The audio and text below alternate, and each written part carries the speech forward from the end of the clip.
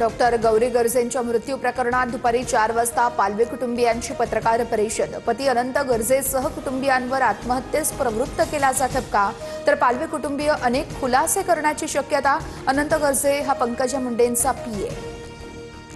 आक्षेपार्ह फोटो असलेलं T shirt घालून ट्विट करत कुणाल कामराची आरएसएसवर टीका, तर आक्षेपार्ह पोस्ट कोणी केली असेल तर पोलीस कारवाई करतील, बावनकुळेंचा इशारा।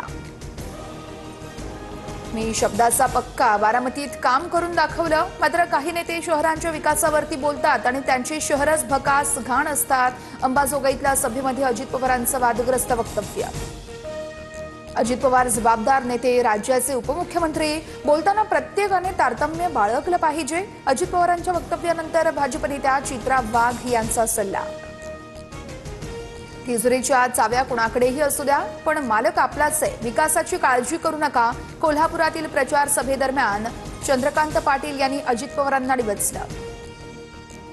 भाजपने शिंदेंच्या शिवसेनेचा नगराध्यक्षपदाचा उमेदवारच फोडला। छत्रपती संभाजीनगरमधील फुलंब्री नगरपरिषद निवडणुकीतील प्रकार, उमेदवारी अर्ज मागे घेत आनंद ढोके यांचा भाजपात प्रवेश। महायुतीमध्ये वरिष्ठांच्या आदेशानंतरही फोडाफोडी अद्यापही सुरूच।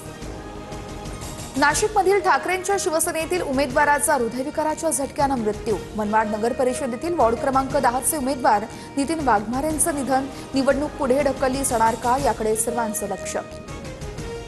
महानगरपालिका प्रारूप मतदार याद्यांच्या हरकतीची मुदत वाढवा। महाराष्ट्र प्रदेश काँग्रेस कमिटीचं राज्य निवडणूक आयोगाला पत्र, 15 दिवसांची मुदतवाढ देण्याची मागणी।